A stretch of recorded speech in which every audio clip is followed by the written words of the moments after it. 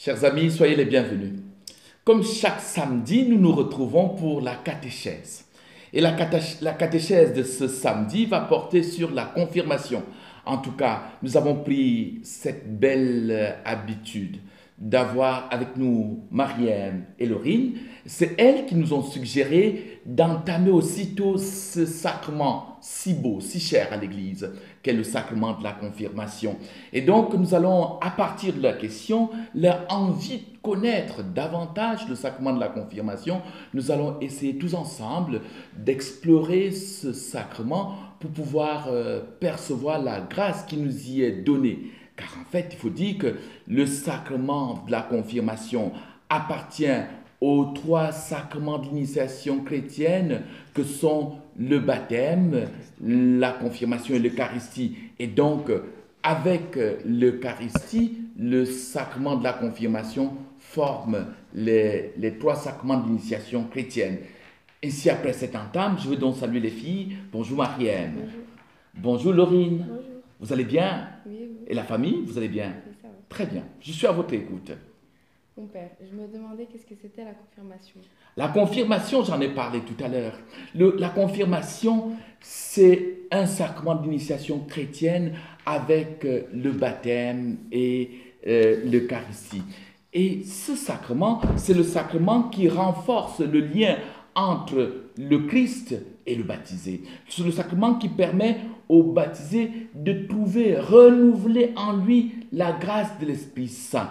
Le sacrement de la confirmation permet donc au baptisé de ressentir à quel lien devient insécable, inviolable, le lien entre lui et le Seigneur Jésus-Christ. Mais on reçoit déjà l'Esprit Saint au baptême. Ah oui, comme je disais que c'est un renouvellement, on reçoit l'Esprit Saint au baptême, mais lors de la confirmation, l'esprit que nous recevons au baptême est renouvelé. Pendant la confirmation, cet esprit est comme renforcé. Nous recevons les 7 dons du Saint-Esprit. Je voudrais qu'on puisse revenir, si vous le voulez, plus loin, si vos questions me permettent d'y revenir, que nous puissions parler des 7 dons de l'Esprit Saint. Donc, il y a un renforcement du lien aussi, du lien entre le baptisé et le Seigneur. Et il y a de même un renforcement du lien entre le baptisé et l'Église. C'est cela le sacrement de la confirmation. Et est-ce que la confirmation est mentionnée dans la Bible? Aïe, sacrée question. La confirmation est-elle mentionnée dans les Écritures? Pendant que vous me posez cette question, Jean-Jacques est en train de montrer le lien entre les confirmés, les baptisés et l'Église. C'est un dessin qui est fait pour que nous puissions nous en rendre compte. Mais voilà, je disais, dans les Écritures, il est parlé de l'Esprit Saint. Les prophètes ont parlé de l'Esprit qui devait reposer sur le Messie qui viendrait investir de l'Esprit Saint. Mais il faut se dire que quand on parle du Messie qui va être investi de l'Esprit Saint, l'Esprit ne le reçoit pas pour lui, il le reçoit afin de le remettre, afin de le donner à son peuple. Dans le Nouveau Testament, il faut d'abord parler du Christ, du lien entre le Père, le Fils et l'Esprit Saint au jour du baptême du Seigneur. Ce jour-là, on voit l'Esprit se fondre sur le Fils. Et comme je le dis toujours, le Christ ne reçoit pas l'Esprit pour le garder pour lui-même. Et c'est pour cela que le jour de l'ascension, il annonce l'Esprit Saint après avoir enseigné les disciples en disant « Vous allez recevoir une force ». Le jour de l'ascension, il leur dit plus ouvertement « Vous recevrez la force de l'Esprit Saint, l'Esprit qui vous permettra d'être des témoins ici en Galilée et jusqu'aux extrémités de la terre ». Donc l'Esprit Saint est annoncé par le Christ, l'Esprit Saint est annoncé dans les Écritures. Et cet Esprit, ils vont le recevoir le jour de la Pentecôte. Quand ils reçoivent à la Pentecôte l'Esprit Saint, ils deviennent des témoins. L'Esprit vient pour pouvoir confirmer leur engagement à la suite du Christ. L'Esprit vient pour pouvoir leur donner la force de témoigner du Christ. Et ils vont le faire jusqu'à la mort. L'Esprit Saint est dans la confirmation, même si le mot confirmation n'est pas dit comme tel dans les Écritures, l'Esprit Saint, le don de l'Esprit Saint est annoncé dans les Écritures et le sacrement de la confirmation signifie donc le don de l'Esprit Saint aux chrétiens, le don de l'Esprit Saint aux baptisés. Alors mon père, qui peut recevoir la confirmation? Ah, celui qui peut recevoir la confirmation. Il faut d'abord dire que tout baptisé peut recevoir la confirmation. Le baptisé qui veut vivre intimement avec le Christ peut recevoir la confirmation. Il faut que ce baptisé, aujourd'hui dans l'Église, il faut que ce baptisé ait reçu aussi l'autre sacrement, les deux premiers l'autre sacrement de l'initiation chrétienne, qui est l'Eucharistie. Donc l'Eucharistie, le baptême, la confirmation vont ensemble pour recevoir la confirmation. Ici en Occident, dans l'Église catholique dans laquelle nous appartenons, il faut avant tout avoir reçu le baptême et l'Eucharistie. Ensuite, il faut avoir une certaine maturité dans la foi. Il faut que tu puisses montrer que tu veux progresser dans la foi, que tu possèdes une certaine capacité à entretenir le lien entre le Seigneur. La maturité, ce n'est pas une maturité du fait de l'âge, ce n'est pas une maturité du fait de ton corps, c'est une maturité dans l'esprit. Car cette maturité, elle est quelque chose de particulier. Il faut avoir la volonté de garder une certaine familiarité avec le Seigneur. Il faut vouloir garder une certaine familiarité avec l'Esprit Saint. Et enfin, il faut être en état de grâce. C'est quoi être en état de grâce? Être en état de grâce, je vais t'expliquer. Pour votre confirmation, on vous a amené, je crois que c'était dans un monastère, c'était ça, vous étiez allé à Maretsu, on vous amène dans un monastère pour pouvoir vous faire vivre une certaine recollection. La recollection, c'est pour vous préparer à être en état de grâce. Cette préparation, elle est humaine, mais elle est aussi spirituelle. Parce que la préparation humaine, on vous retire de votre quotidien pour que vous puissiez méditer à la grandeur de ce que vous allez vivre, de ce que vous allez recevoir comme don de l'Esprit Saint. Et après maintenant, on vous confesse. À la fin de votre retraite, le prêtre vous donne la confession. La confession qui efface tous les péchés et vous faire donc être dans un lien particulier qui vous réconcilie avec Dieu le Père et vous met donc en état de grâce pour recevoir le sacrement de la confirmation. Dans ce cas, mon père, qui peut donner la confirmation? Celui qui donne la confirmation de manière ordinaire, c'est l'évêque. Et c'est même pour cette raison qu'on a pris le temps de faire en sorte que, contrairement aux églises catholiques orientales, qu'on ne donne pas le baptême et la confirmation en même temps, pour que l'évêque puisse avoir le temps de faire le tour de son diocèse pour pouvoir donner le sacrement de la confirmation. Car en fait, quand l'évêque vient, c'est lui qui confirme, c'est lui qui se rend compte que vous avez une certaine maturité et qui peut donc vous appeler à la confirmation. C'est l'évêque qui accepte que vous puissiez être confirmé. C'est pour cela que quand on se prépare à la confirmation, on fait une demande à l'évêque. Est-ce que dans les écrits, on lui explique toutes les expériences que nous avons eues dans la vie chrétienne. Et alors, il accepte que vous puissiez être baptisé, que vous puissiez recevoir la confirmation. Et quand il accepte que vous soyez confirmé, il vient lui-même pour vous donner la confirmation. C'est lui qui donne la confirmation. Mais je dois dire maintenant qu'il peut se trouver que le diocèse soit très grand, qu'il y ait un grand nombre de confirmants, qu'il y ait beaucoup de sessions de confirmation, comme en ce temps de confinement où on est obligé d'être en nombre réduit. L'évêque ne peut pas tous les jours être en train de courir dans le diocèse pour pouvoir donner la confirmation. Alors l'Église a prévu, et cela est quelque chose de normal, que l'évêque puisse de manière extraordinaire déléguer certains prêtres. D'abord, ses plus proches que sont les membres du conseil épiscopal, mais aussi tout prêtre peut conférer la confirmation à la simple demande de l'évêque. S'il a reçu la permission de l'évêque, alors il peut donner la confirmation. C'est pour cela que ces temps-ci, il est arrivé cette année que je donne la confirmation parce que l'évêque m'a demandé de le faire. Il m'était déjà arrivé au temps ancien de le faire. Donc voilà, celui qui peut donner le sacrement de la confirmation, pour me résumer, c'est de manière ordinaire l'évêque, mais aussi par délégation, chaque prêtre peut donner la confirmation. Alors, quels sont les gestes par lesquels l'évêque donne la confirmation? Les gestes par lesquels l'évêque donne la confirmation, c'est en tout premier lieu le geste de l'onction.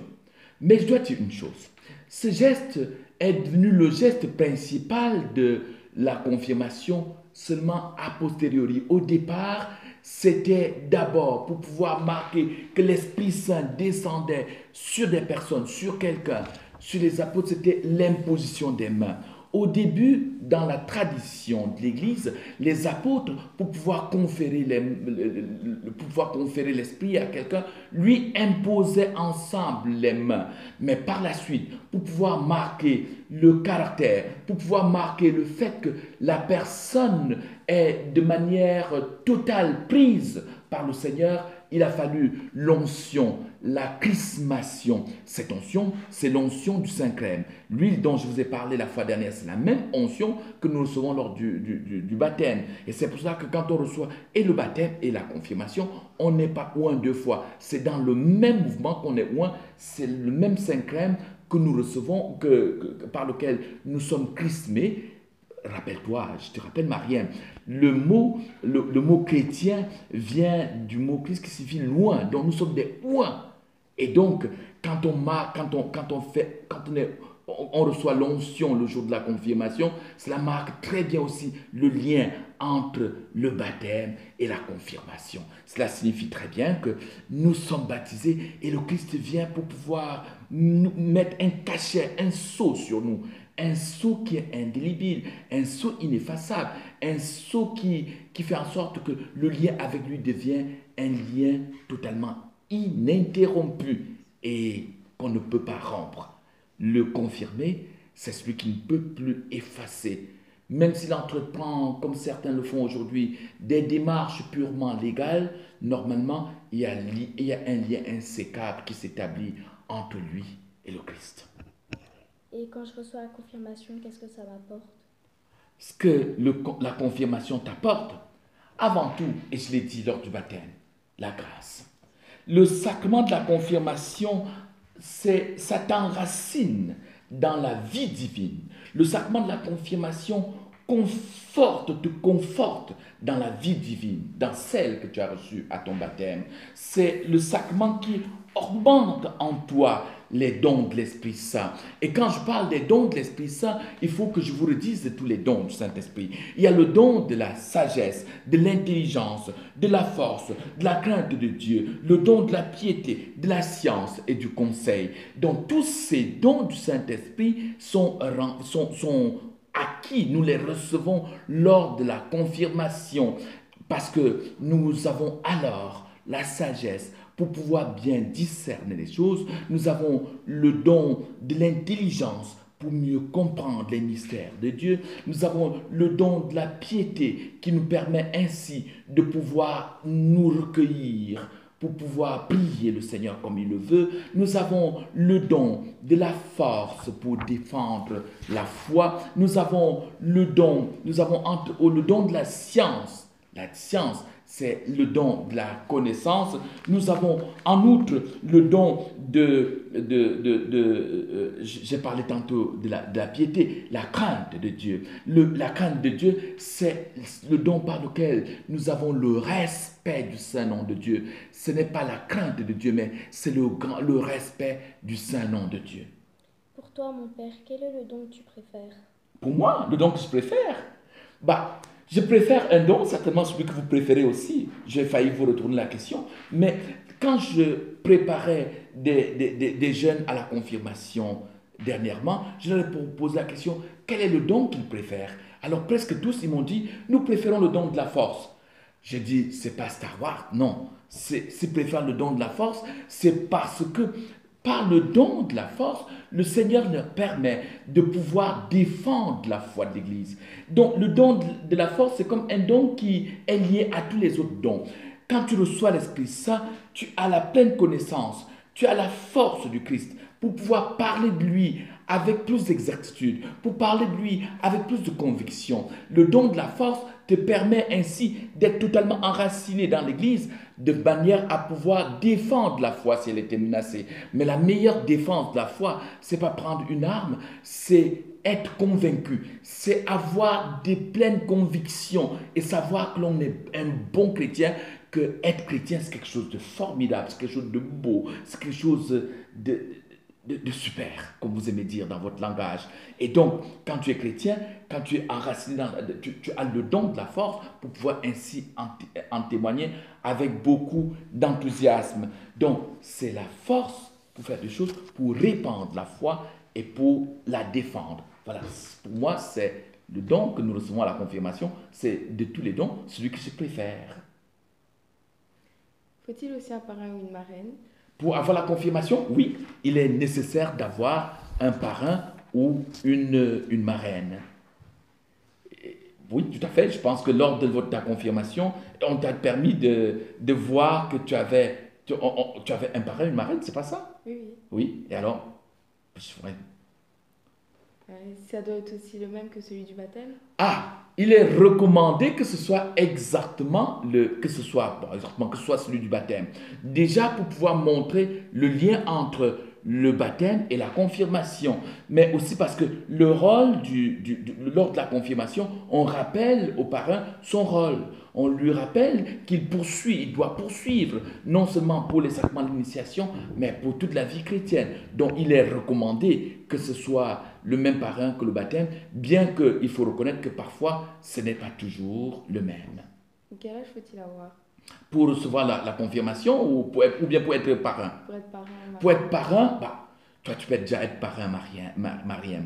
Pour être parrain, il faut avant tout avoir déjà reçu la confirmation. Il faut avoir une certaine maturité pour pouvoir coacher, pour pouvoir aider, pour pouvoir soutenir l'autre sur le plan humain et sur le plan spirituel. Donc il n'y a pas un âge fixe, c'est l'âge de la maturité qui suffit. La maturité avant tout spirituelle. Il faut que l'on sente qu'en soi, on a cet enracinement dans le Christ, qu'on a cet enracinement dans l'Église, qu'on a reçu cette force et qu'on témoigne de cette force qu'on a reçue. Alors seulement, on peut être parrain ou marraine.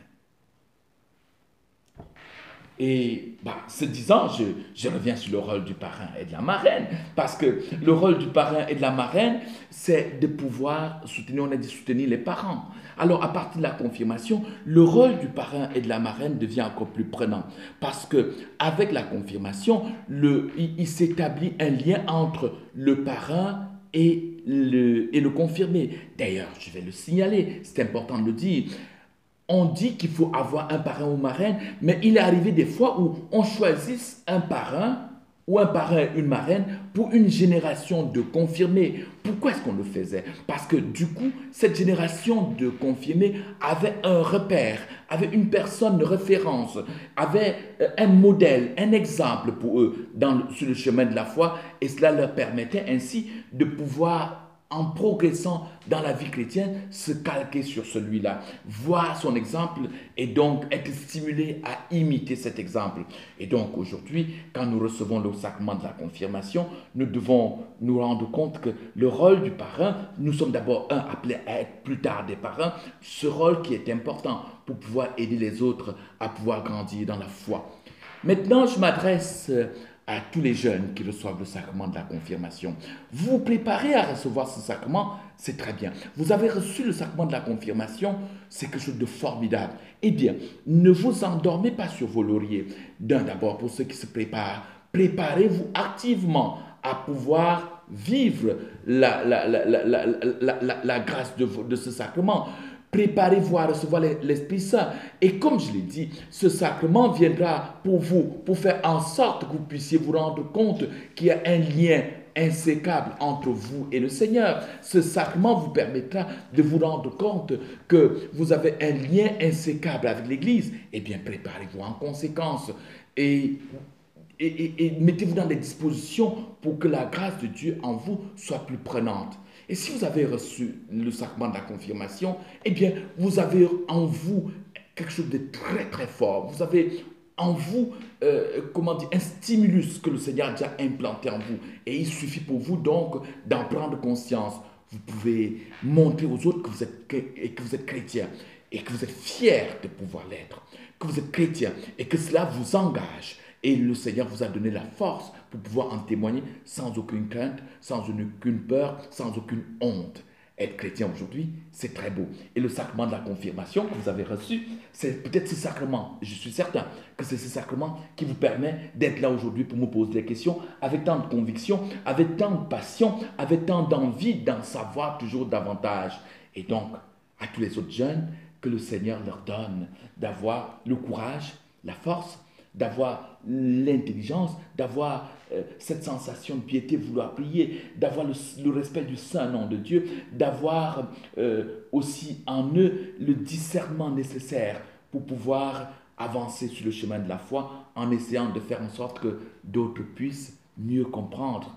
C'est peut-être ce que vous avez voulu, c'est ce que vous voulez, je présume. Et donc, c'est ce que nous essayons d'offrir aux autres jeunes aujourd'hui par ces catéchèses. Et merci d'être venu aujourd'hui. Merci à vous. Et on se donne rendez-vous quand? La semaine prochaine. Samedi prochain. À tous, je vous souhaite une bonne soirée. Et on se donne rendez-vous samedi prochain pour un autre moment de catéchèse. Bonsoir.